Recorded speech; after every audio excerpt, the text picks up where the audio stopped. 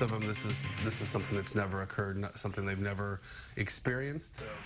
First responders weren't the only ones helping out on the scene of a deadly shooting in Champaign. Police got a hand from U of I student patrol officers. Good evening. I'm Aaron Bennett. And I'm Jennifer Roscoe. One person died and 5 were hurt in 2 separate shootings that late Saturday night. Now there's a new development with the investigations. WCIA3's Luke Ray live on the U of I's campus. Luke, so do police think those 2 shootings are connected?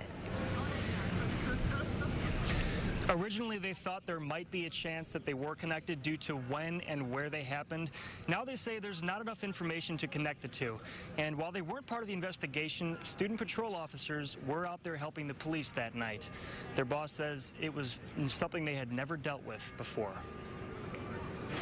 On a campus where people are out and about in the early morning hours. I'm out late at night with my friends going to get food. I work till like 1 a.m. sometime. Many students take advantage of the safe walks and safe rides offered on campus.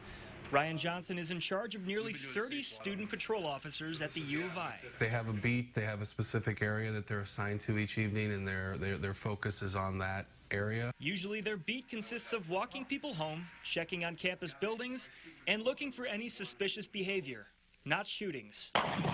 We did have a couple who were nearby within a couple of blocks of the incident. Once police secured the area, the 10 or 12 student patrol officers on duty tended to an increased number of requests for safe walks.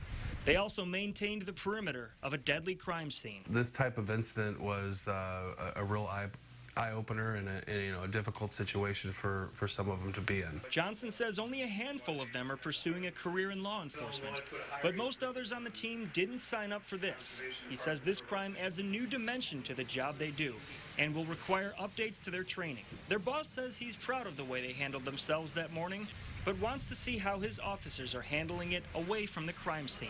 This is one of those things where we have to take some time to again, debrief with our staff, talk with them, provide them with any kind of counseling or any kind of assistance that they could possibly need. Taking about 1,500 calls for safe walks every year. Some undergrads say they could use them now more than ever. Especially recently with the shooting, it's a lot of stuff going on campus, and especially if it's like just girls, I think it's good to have somebody walking with you.